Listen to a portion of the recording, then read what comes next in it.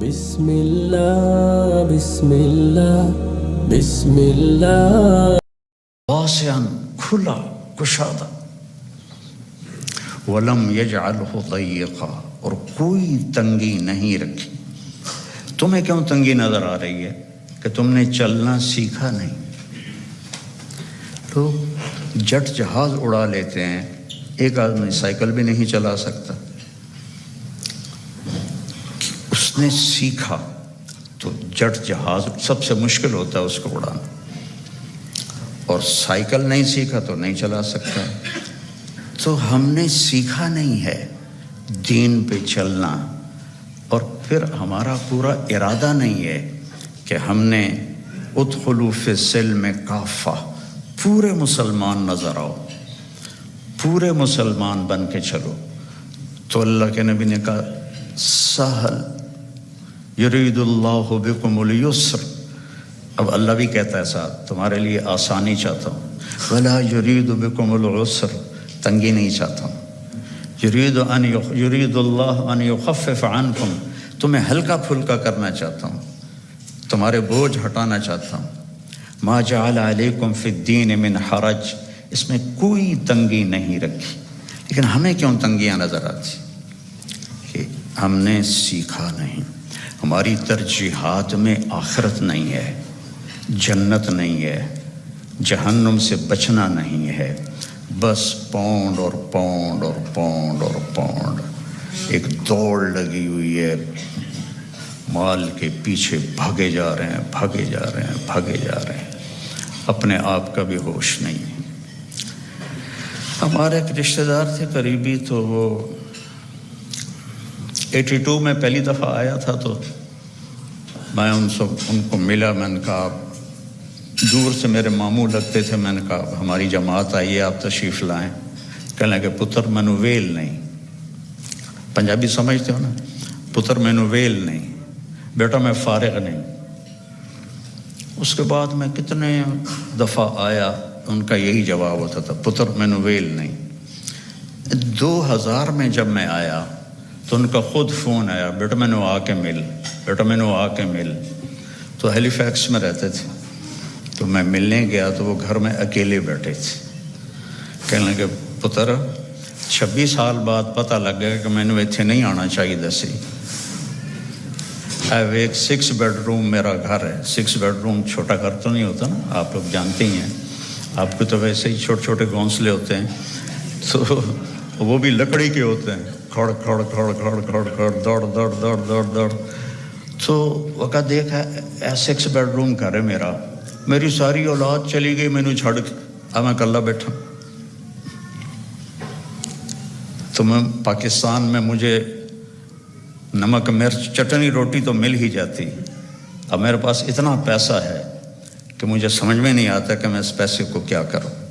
تو میری مامی نے مکمل کیا جملہ، پتر اے ملک رہن دے نہیں نے ویکھن دے نے، اے ملک رہن دے نہیں نے اے ویکھن دے نے، کہ بیٹا یہ ملک رہنے کے قابل نہیں ہے، یہ دیکھنے کے لیے ہے، آؤ سیر کرو چلے جاؤ۔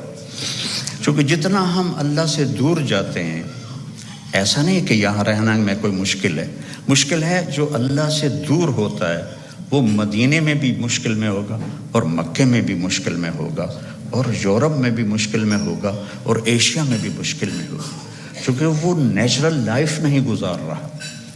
کہ اللہ سے جڑنا یہ سب سے پہلا صحیح قدم ہے انسان کا۔ یا عبادی خلقتک لعبادت، یا ابن آدم خلقتک لعبادتی فلا تلعب وتکفلت برزقک،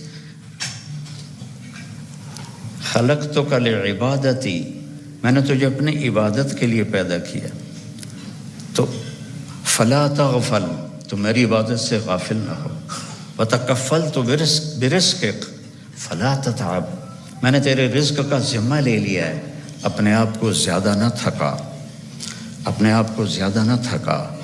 ابن آدم اطلبنی تجدنی، ابن آدم میری طلب میں آ، تجدنی، میں تجھے مل جاؤں گا، ضرور مل جاؤں گا، دنیا کے لیے وعدہ کوئی نہیں. من کان یرید العاجلہ عجلنا لہ فیہا ما نشاء لمن نرید. جو ہم سے دنیا چاہتا ہے ہم اتنی دیتے ہیں جتنا ہم چاہتے ہیں اور اس کو دیتے ہیں جس کو چاہتے ہیں. اور ادھر اللہ نے کہا اطلبنی تجدنی، میری طلب میں آ تو مجھے مل جائے گا، میں تجھے مل جاؤں گا. فإن وجدتنی وجدت کل شیء، اگر تو نے مجھے پا لیا تو نے سب کچھ پا لیا. وإن فتنی فاتک کل شیء، اور تو نے مجھے کھو دیا تو سب کچھ کھو دیا. وأنا خیر لک من کل شیء، اور میں تیرے لیے ہر چیز سے بہتر ہوں. تو میرے بھائی بہنوں، بچوں بچیوں، دین ایک خوبصورت زندگی گزارنے کا طریقہ ہے. دیکھو آپ یہ ان چیزوں سے اس حال کو خوبصورت بنا سکتے ہو، لیکن یہ یہاں اندر کی خوبصورتی ہے وہ ان چیزوں سے نہیں آتی. دنیا کی محفلوں سے اکتا گیا ہوں یا رب، کیا لطف انجمن کا جب دل ہی بجھ گیا ہو. 100 بار چمن مہکا 100 بار بہار آئی، 100 بار چمن مہکا 100 بار بہار آئی.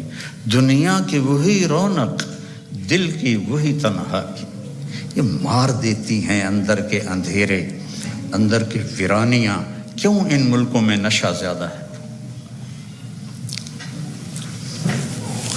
کیوں دنیا کا سب سے زیادہ نشہ مغربی ممالک میں آتا ہے؟ کہ یہ قابل رحم معاشرہ ہے جنہیں اپنے مالک اور خالق کا پتہ ہی کوئی.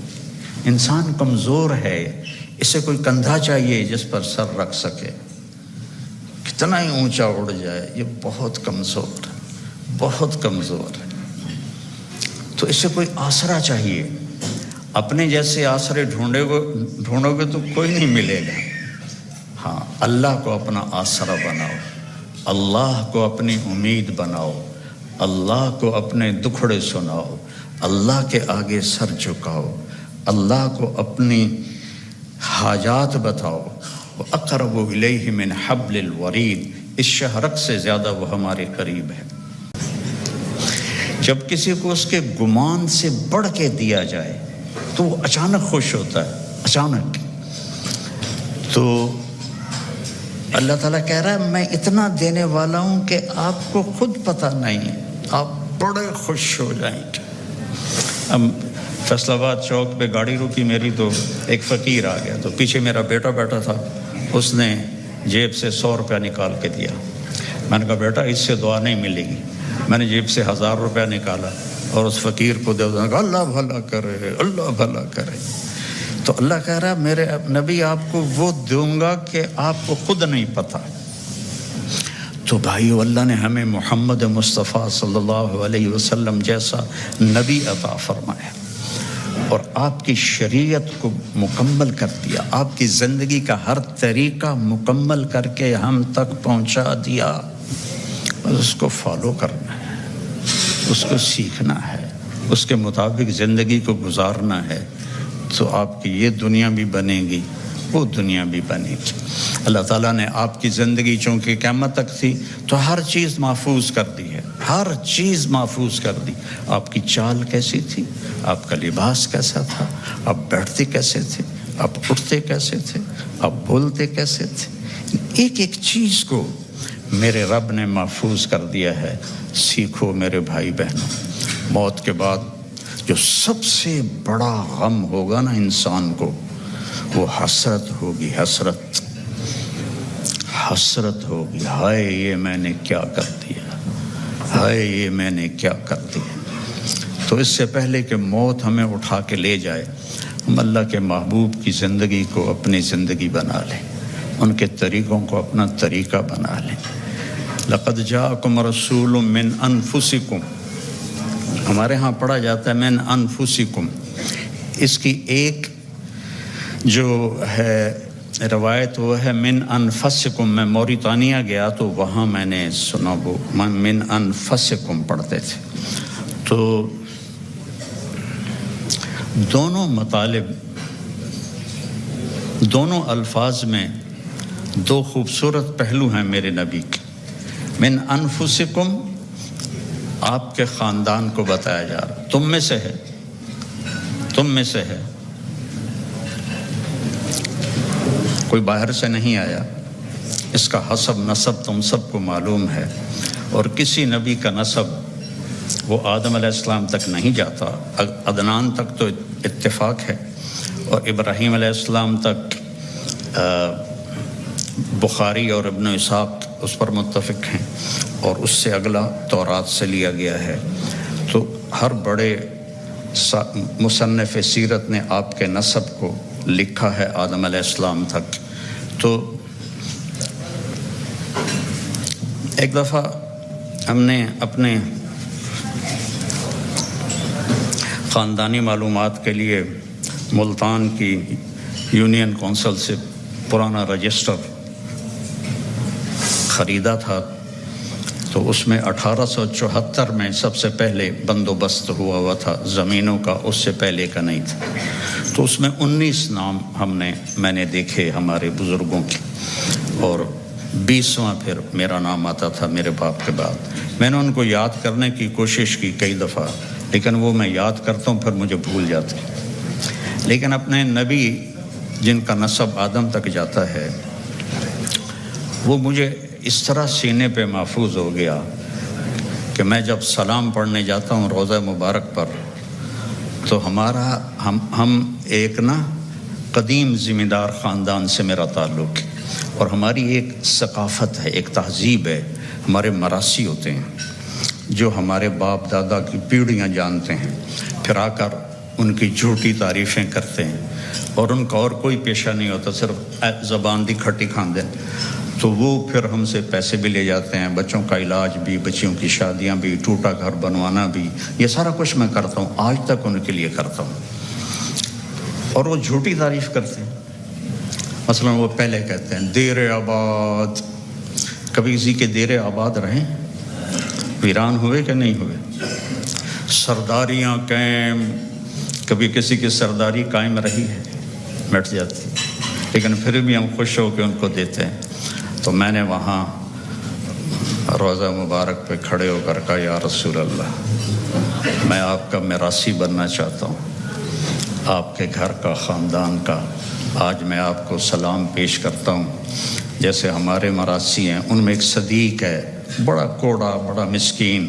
میں نے کہا آج میں صدیق مراثی بن کر آپ کو سلام پیش کرتا ہوں، الصلاۃ والسلام علیک یا رسول اللہ، بن عبداللہ بن عبد المطلب بن ہاشم بن عبد مناف بن قصی بن کلاب بن مرہ بن کعب بن لبی بن غالب بن فہر بن مالک بن نضر بن کنانہ بن خزیمہ بن مدرکہ بن الیاس بن مضر بن نزار بن معد بن عدنان بن اود بن حمیسہ بن سلامان بن عوس بن بوز بن قموال بن ابی بن عوام بن ناشد بن حذا بن بلداس بن یدلاف بن طابق بن جاہم بن ناحش بن ماخی بن عیفی بن عبقر بن عبید بن الدعاف بن حمدان بن سنبر بن یثربی بن یحزن بن یلحن بن ارعوا بن عیدی بن زیشان بن عیسر بن اقناد بن ایہام بن مقصر بن ناحذ بن زارع بن سمی بن مزی بن عوض بن عرام بن قیدار بن اسماعیل بن ابراہیم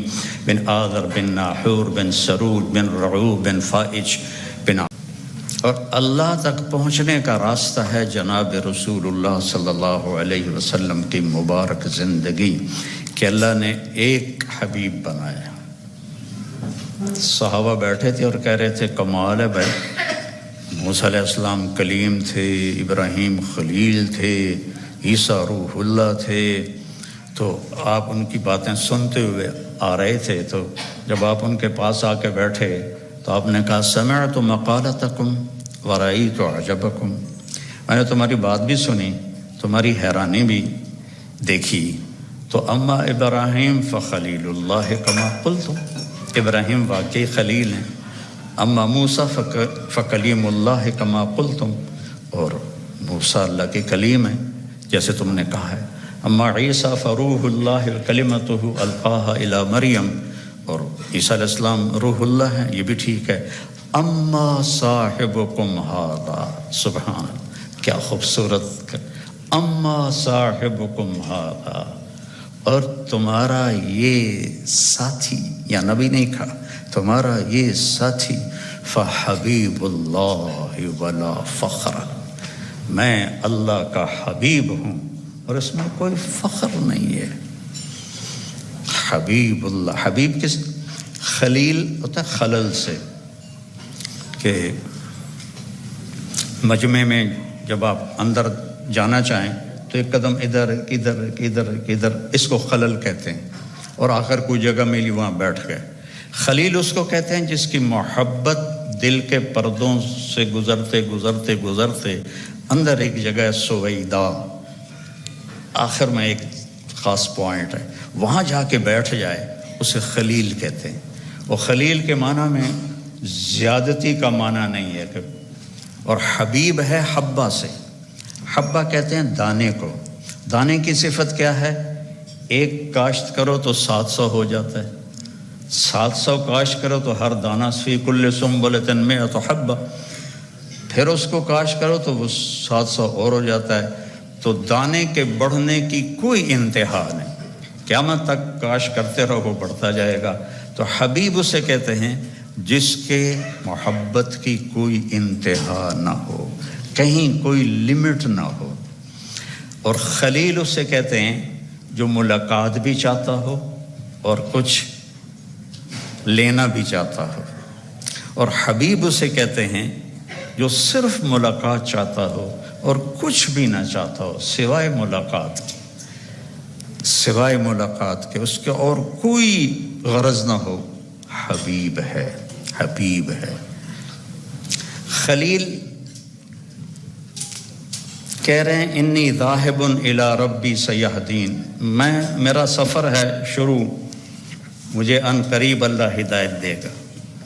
اپنے حبیب سے کہا ووجدک ضالا فہدی، ہم نے آپ کو ہدایت دے دی۔ خلیل کہتے ہیں وجعل لی من ورثۃ جنت النعیم، مجھے جنت عطا فرما۔ حبیب کو کہتے ہیں انا اعطیناک الکوثر، ہم نے آپ کے لیے جنت کی چابی دے دی آپ کو۔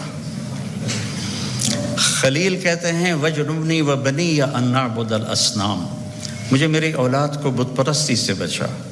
حبیب سے کہہ رہے ہیں انما یرید اللہ لیذھب عنکم الرجس اہل البیت ویطہرکم تطہیرا، اے میرے محبوب کے گھر والوں، ہم نے آپ کو ہر گندگی سے پاک کر دیا ہے، ہر کفر سے پاک کر دیا ہے، اور آپ کو تطہیر عطا فرمائی ہے۔ اور موسیٰ علیہ السلام کہتے ہیں رب اشرح لی صدری، یا اللہ میرا سینہ تو کھول، اور اللہ اپنے حبیب سے کہتے ہیں الم نشرح لک صدرک۔ اور کلیم کہتے ہیں ویسر لی امری، میرا کام آسان کر، اور اپنے حبیب سے کہتے ہیں فسنیسرک للیسرا، آپ کے لیے آسانیاں کر دیں گے، ہم کر دیں۔ کلیم کہتے ہیں کہ اجلت الیک رب لترضی، موسیٰ علیہ السلام ایک چھوٹی سی غلطی کر کے میں نے 10 لاکھ روپے گوائے، کو اللہ نے بلایا طور پر، تو وہ دوڑ پڑے، دوڑے گئے، تو لوگ ان کے پیچھے رہ گئے، ان کی جو امت تھی۔ تب اللہ نے کہا ما اعجلک عن قومک یا موسیٰ، اب موسیٰ تم نے یہ جلدی کیوں دکھائی؟ تو کہم اولی علی آثری، یا اللہ وہ میرے پیچھے آ رہے ہیں، اور میں دوڑ کے اس لیے آیا ہوں کہ تو راضی ہو جائے، تو راضی ہو جائے، کہ مالک بلائے اور نوکر تیزی دکھائے، جی سر، تو مالک خوش ہوتا ہے۔ تو کلیم کہہ رہے ہیں لترضی، تو راضی ہو جائے، اور اللہ اپنے حبیب سے کہہ رہے ہیں وَلَسَوْفَ يُعْطِيكَ رَبُّكَ فَتَرْضَىٰ، آپ کا رب آپ کو اتنا دینے والا ہے کہ آپ خوش ہو جائیں گے۔ ساری دنیا سے کہتا ہے میں یہاں کیوں کھڑا ہوں بات کرنے کے لیے، کہ اللہ مجھ سے راضی ہو جائے، کوئی اور چیز کی طلب نہیں ہے۔ آپ کیوں جمع ہوئے ہیں؟ ایک دین کی نسبت پر کہ اللہ راضی ہو جائے، لیکن موت سے پہلے کسی کو نہیں پتہ، اور یہاں کہا جا رہا ہے فترضیٰ، آپ راضی ہو جائیں گے۔ یہ جو یہاں فا ہے، فا، اس کا مطلب میں ایک واقعہ سے سمجھا۔ وَلَسَوْفَ يُعْطِيكَ رَبُّكَ وَتَرْضَىٰ وَلَسَوْفَ يُعْطِيكَ رَبُّكَ ثُمَّ تَرْضَىٰ، یہاں فَتَرْضَىٰ، فا کا مطلب یہاں یہ ہے کہ آپ کو اتنا دینے والا ہوں کہ آپ کو خود گمان نہیں ہے، آپ فوراً راضی ہوں گے۔ ہماری جماعت تھی پشاور، تو میرے ساتھ عرب شہزادے تھے۔ ایک مسجد سے دوسری مسجد جا رہے تھے تو گاڑی میں بیٹھ گئے تھے اور باقی جماعت کا انتظار تھا۔ تو ایک پٹھان فقیر آ گیا مانگتے مانگتے، آ کر وہ پٹھان کہتے ہیں خدائے دا پارا، ہم کہتے ہیں اللہ کے نام پر، وہ خدائے دا پارا، خدائے دا پارا۔ وہ آ کے نا گاڑی کی شیشے کے ساتھ لگ کے کھڑا ہو گیا اور منہ اس کا اوپر تھا، کہتا تھا خدائے دا پارا۔ ابھی 84 کی بات ہے، تو اس وقت 4 آنے دیتے تھے، کوئی بڑا تیر مارتا تھا تو روپیہ دے دیتا تھا۔ تو وہ اسی اندازے پہ کھڑا تھا کہ یہ بڑی گاڑی ہے، 1 روپیہ تو دے ہی دے گے مجھے۔ وہ منہ اوپر کر کے میں اس کو دیکھ رہا تھا، خدائے دا پارا، خدائے دا پارا۔ اس نے، شیخ نے جیب میں جتنے پیسے تھے سارے نکالے، اس کو پورے مہینے کا خرچہ دے دیا۔ تو اس کے ہاتھ پر جو رکھے نا، تو کہہ رہا تھا خدائے دا پارا، اور پھر اس نے مٹھی بند کی اور دوڑ لگائی، پیچھے مڑ کے نہیں دیکھا۔ مجھے بڑی ہنسی آئی، میں نے کہا شیخ پتہ یہ کیوں بھاگا؟ یہ بھاگا ہے کہ اسے خطرہ ہے کہ تم کہیں بقایا واپس نہ لے لو۔ فخشاد بن سام بن نوح بن لامک بن متوشال بن ریس بن یرد بن ملحلئیل بن کینان بن آنوش بن شیس بن آدم علیہ السلام سرداریاں قائم۔ تو اب میں سن 2000 میں پہلی دفعہ، میں تو میں 84 سے رہا ہوں، لیکن وقت ہو چکا ہے۔ چلو ٹھیک ہے، وقت پورا تو نہیں ہوا، میں زندہ ہوں ابھی۔ میں نے لگا وقت پورا ہو چکا ہے، اسرائیل تو آیا کوئی نہیں ہے، کوئی اور لکھا کرو، بڑی خبر سنیں دے۔ تو میرے عزیزوں، میری بیٹیوں، بہنوں، بھائیوں، میرے نبی کی زندگی کی ہر ادا محفوظ ہے۔ اللہ کے واسطے اسے اپنی زندگی بناؤ، اس کی نقل اتارو۔ یہاں کا تو پتہ نہیں، پاکستان میں تو نقل مار کے پاس ہو جاتے ہیں، تو نقل اتار لو اپنے نبی کی، پاس ہو جاؤ گے، اللہ پسند فرما لے گی۔ تو اس زندگی کو سیکھنا ہے، قرآن پڑھو، قرآن کو سنجیدگی سے پڑھو، اپنے نبی کی زندگی اور سیرت پڑھو، اور کم از کم ایک حدیث سنا دیتا ہوں پھر ختم۔ آپ نے کہا 4 باتیں مجھ سے لے لو، دنیا بھی تمہاری، آخرت بھی تمہاری۔ صدق و حدیث، ہمیشہ سچ بولو، جھوٹ نہ بولو۔ حفظ و امانت، کسی کو دھوکہ نہ دو، دیانتداری سے چلو۔ حسن و خلیقت، اپنے اخلاق اچھے کرو، بد اخلاق نہ بنو۔ اور عفت فی تہمت، رزق حلال کماؤ، حرام نہ کماؤ۔